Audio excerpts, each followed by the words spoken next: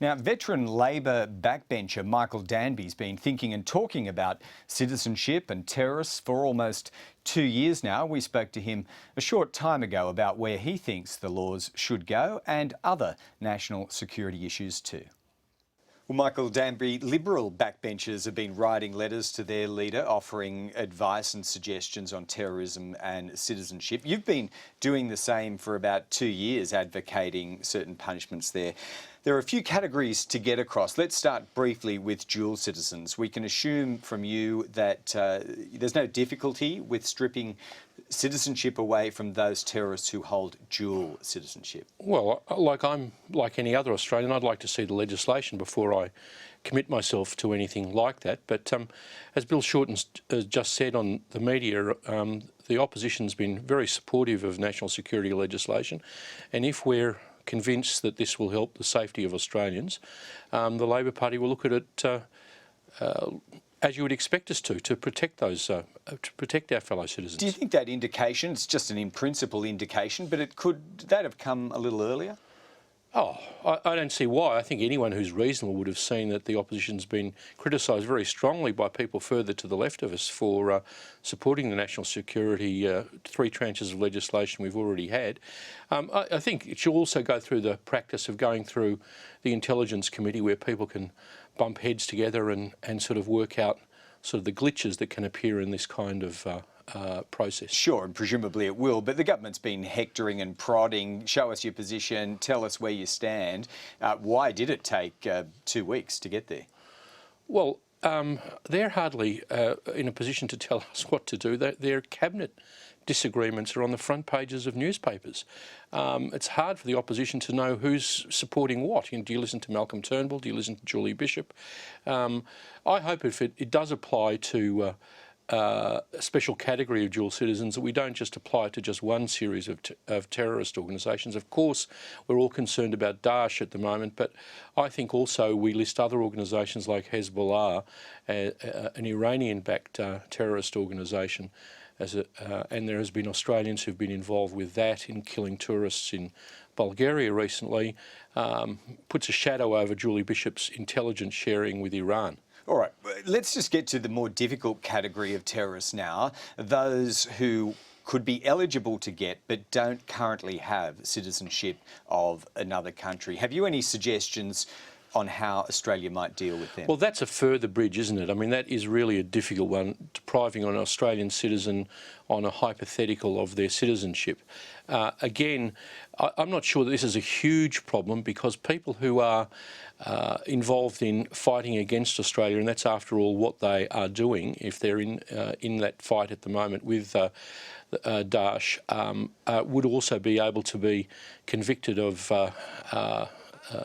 crimes against Australia. And I think the government would need to prove this, show us the legislation, have it debated by the Intelligence Committee.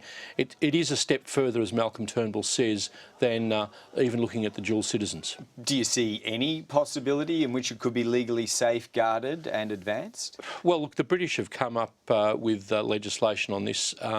I'd need to have it shown to me, and the opposition would, that there was a category of people beyond all of the tranches that we've already got, including this prospective dual citizenship legislation, to know what they were talking about, if there are really people involved. I think most of it's covered by people fighting for organisations who are fighting against Australia. And what about sole nationals? Would you ever look there? I know the whole issue of statelessness obviously comes right into play at that point, but there's no treatment that could be offered to them, Guantanamo-style centres. Unfortunately, I can't, like certain other people, announce the policies of the opposition to the Daily Telegraph and then have it debated at a cabinet meeting. But no, look, I don't know about that. I think that's 2 bridges further. So let's remember what happened at the Battle of the Bulge, and let's get past Eindhoven and Nijmegen. Fair enough. Let's go to a regional flashpoint as well, the South China Seas. You've been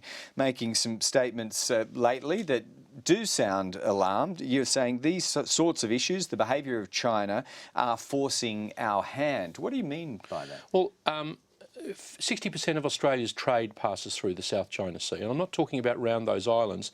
It's a huge area that China's claimed all along the coasts of the Philippines, Malaysia, Brunei and Vietnam. $5.3 trillion of international maritime trade, which is fully 50% of international trade. I asked the Chinese in a speech here not to kill the goose that lays the golden egg. China is a rising power, doing economically well out of the international economic system. Let's not jeopardise this. Australia doesn't want there to be any conflict. The official position, and the Prime Minister outlined it again today, we take no sides in these territorial disputes, but we deplore any unilateral action. Do you think China has acted unilaterally in expanding across the Spratlys? I think the comments of the US Secretary of Defence was incontestable, that they've built 1,250 acres of concrete runways and islands on these disputed rocks. They weren't there 18 months ago. It's incredible how quickly they've built them. So when you say they're forcing our hand as we currently play it is diplomatic statements like that made by the Prime Minister and the occasional passage through or flyover by Australian military craft.